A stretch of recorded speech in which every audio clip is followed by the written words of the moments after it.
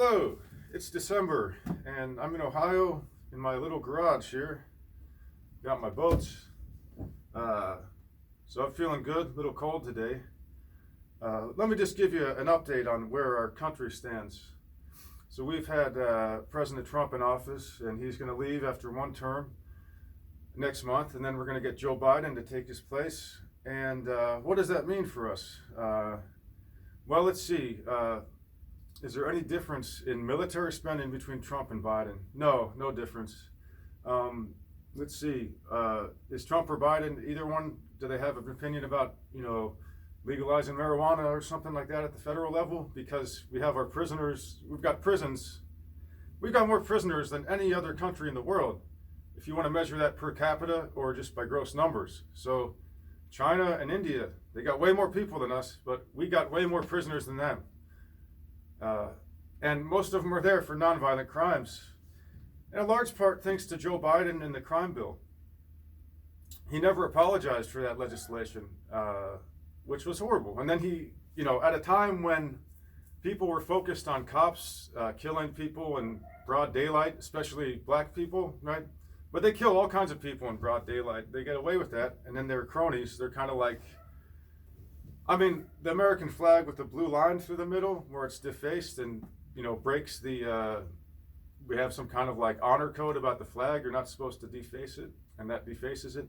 And it turns it into a gang sign where it says, I'm a cop and you're a cop and we cover for each other. And it's a problem. It's not just a racial problem. It's also just a power problem. So what does Biden do? He picks a cop to be his running mate. But it's cool. She's a woman of color. So it's like, people that do horrible stuff. It's like, if only we can get more it's like we need more variety here. It's like, I don't feel like we have enough Asians participating in our war crimes. And maybe we need to get some more Asian women and some black women and, people that speak different languages, Hispanics. Let's get all these people into our government so they can be corrupt and, help destroy the world.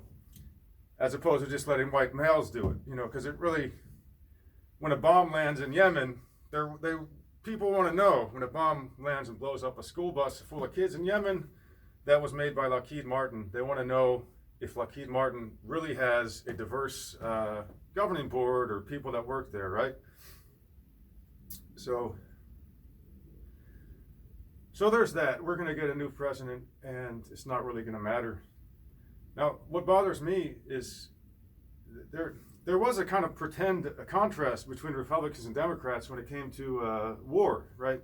So George W. Bush and Dick Cheney, they went to war in Iraq, and that was their mistake, and everyone called them out. There were no weapons of mass destruction, so everyone called them out for it. But what happened?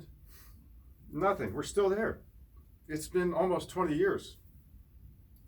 We've been at war on terror, right? Afghanistan, and then Iraq, and then Libya, and we're bombing Syria and Yemen, and all over the world. I don't know what's going on in South America and a lot of Asia, and in Africa. I can't keep up with everything, but when I keep up with a few things, you can learn from it. Just pick something and learn from it. Like in Syria. Obama gave an ultimatum in Syria. He said, Assad, if you use chemical weapons on your people, we will intervene. And then what happened? There was a chemical weapons attack in Syria. And I called this out. I said, this can't be. Why would the person who's basically winning, Assad was basically in control of the country and gaining ground, why would he then use chemical weapons, the only thing that he would have to do to call people? So it doesn't make sense. I don't care about Assad. I don't care if he's a good person, bad person. But did he use chemical weapons on his people? Well, why the hell would he? There's no motive. Oh, unless he wants the United States to bomb his country. So I got into some arguments with friends about that. They said, how dare you defend Assad? He's killing his own people. Well, actually, that's bullshit. And I followed the story. There was an Iranian journalist. She exposed guns being shipped across the Turkish border into Syria to be used by, against Assad there. by freaking. So there's no moderate rebels in Syria. There's like ISIS and ISIS-minded people terrorizing the place. They were supported by Turkey and America, and so that's what's happened in Syria. So I followed that, and then there's another chemical attack, and then the same thing. The first attack was discredited by the OPCW, and then the OPCW then discredited themselves by refusing to look at the reports of the people who actually went to view the attacks. And right, so if you remember the movie The Princess Bride, they're trying to, the people who kidnapped the princess, they're hired to start a war. They're getting paid by the king who wants to go to war with his neighboring country. They get paid to make it appear that the neighboring country kidnapped the princess, so then the king can find the dead princess, blame it on the neighboring country, go to war with the full support of the people. Well, that's just what's happening here. It's the business of starting wars. So it happened in Trump. Trump dropped, I don't know, 100 or sent 100 missiles over there, $100 million, $200 million of missiles to Syria after another fake chemical attack with no evidence. Okay, so I don't know. I'm not an expert on Syria, but I followed enough, and I followed some specific issues to see that the media was gaslighting everybody. By the media, it's not Fox, and it's everybody. It's CNN, MSNBC, Fox, all these mainstream media outlets. New York Times. They're not journalists. They are propaganda artists, and you witness that when you see how they report on things. When we had boots on the ground in Syria, I was reading mainstream news saying that we have soldiers there. I watched Obama come on TV and say, we won't have boots on the ground. Well, we did have boots on the ground. He was lying through his teeth. So here's where we stand. I don't know how far back you want to go, but Bush was a liar. Who was a liar after that? Obama was a liar. And then Trump's a liar. I mean, Trump's probably the best liar. But no, he doesn't. The thing with Trump is he doesn't always lie. Sometimes he just like tells you the truth. Like, we're in Syria for the oil. We have the oil. That's the kind of thing Obama and Bush and all these people would say behind the scenes, but they wouldn't say it in the cameras. So Trump's mistake is he said that kind of thing in the camera. But it doesn't really make a difference to the Yemeni children that died on the school bus. If when we drop bombs on them, we lie about it. I mean, yeah, that's right. Lockheed Martin, they sold the bomb to the Saudis, or they produced the bomb that we gave or sold to the Saudis that was dropped on a school bus full of children. So in Yemen, imagine somebody had to show up and deal with a school bus that was bombed by one of. Do you pay taxes? So we buy bombs, and we all pay our taxes, and then $750 billion a year goes to our war machine, and 90% of our bombs are dropped on innocent people. Drone strikes, all that. We remember what was that guy's name? Julian Assange. And remember Bradley Manning had a sex change and became Chelsea Manning after being in solitary confinement in prison by the U.S. government for being a whistleblower. What did Bradley Manning do? Or Chelsea Manning? He released a video of an American chopper flying over Iraq and shooting people with cameras, and then shooting them as they run for help, and then shooting the people that try to help them. And right, that's standard practice. When we do drone strikes, we find a terrorist through metadata. So if your cell phone, we can find your location. Oh, your location is there. We drop a bomb there. But we wait till there's like 200 people at a wedding, right? And then we drop the bomb. And then we wait, sometimes we wait a little bit longer until the responders come and we drop another bomb. So we kill all the people trying to help. Now, that kind of thing was leaked by WikiLeaks, Julian Assange, right? And for doing that, for being the only real journalist in the world.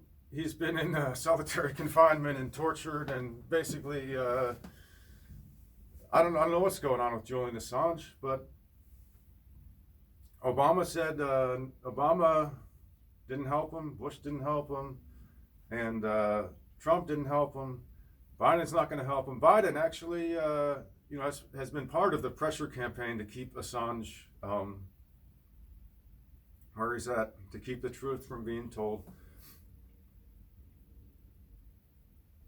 Okay, so like I said, I don't know everything, but I picked a few stories, kept up on them, and I followed it, and I saw the media was gaslighting me. So now, when the media tells me something about the coronavirus, when they tell me something like it can still spread after you get the vaccine, or you'll be safe if you're 6 feet apart, or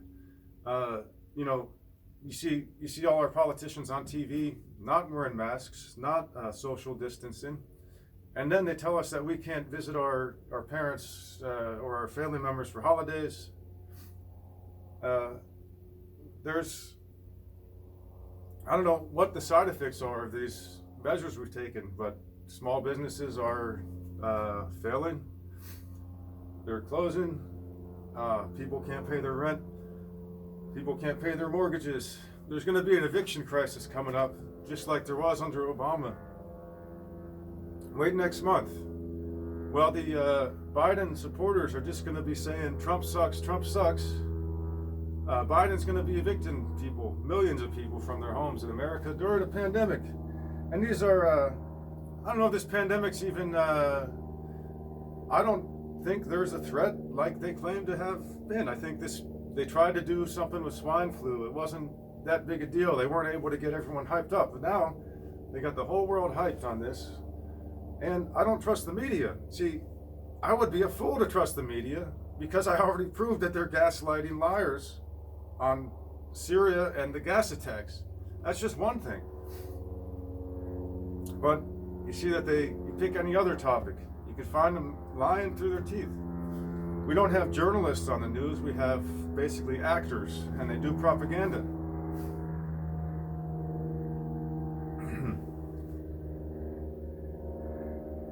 So,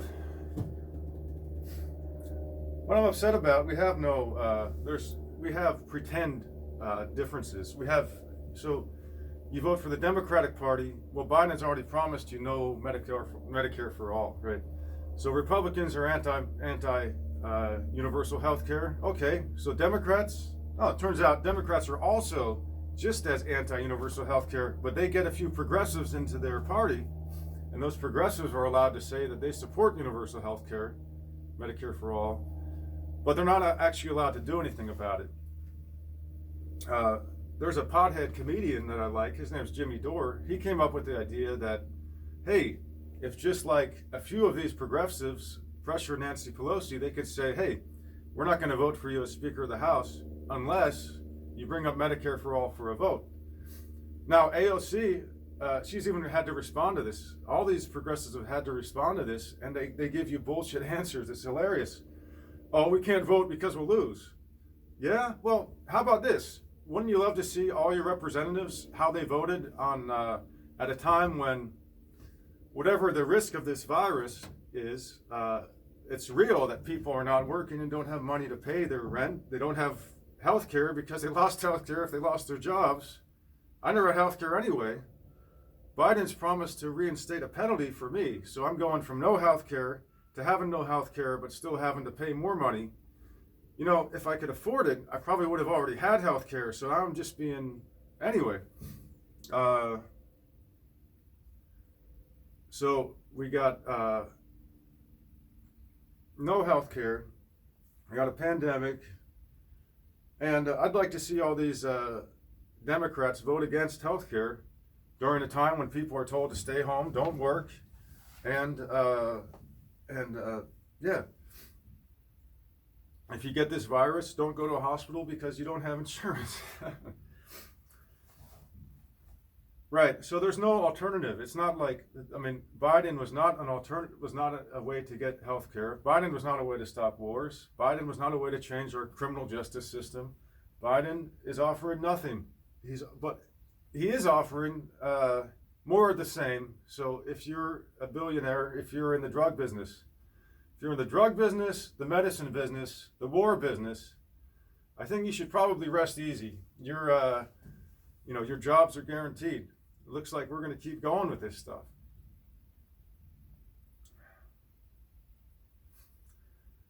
So the calling attention to the problem is where you can start, right? If somebody's an alcoholic, you tell them they're an alcoholic. You don't. They'll get angry at you. They'll think you're the problem. They'll think you're telling me I'm an alcoholic. Why are you saying I'm an alcoholic? Well, no, you're being an alcoholic, and I'm telling you that you're an alcoholic. We're not gonna change anything until you address that. So we're addicted to war. We're addicted to drugs, and I mean the legal drugs that make that make the drug companies all this money, and also the illegal drugs that make the government money too somehow. How's all the heroin get out of Afghanistan, for example? But so where do we go from here? Well, we can start by waking up. I've got a sign here. Trump sucks. Biden sucks. Trump sucks. Biden sucks. That's my little contribution. And where do we go from there? Well, I don't know, but if we don't have let's not support Nazi regimes to start. I mean, let's not support the ongoing bombing of innocent civilians, right? That's like, if we don't start there, I mean, I'm not going to you can't negotiate with somebody who wants to continue killing innocent people. You got to just, we have a conscience.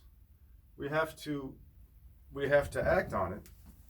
We have to withdraw our support for these horrible things going on in the world. Well, there's my unedited little take on what's going on right now.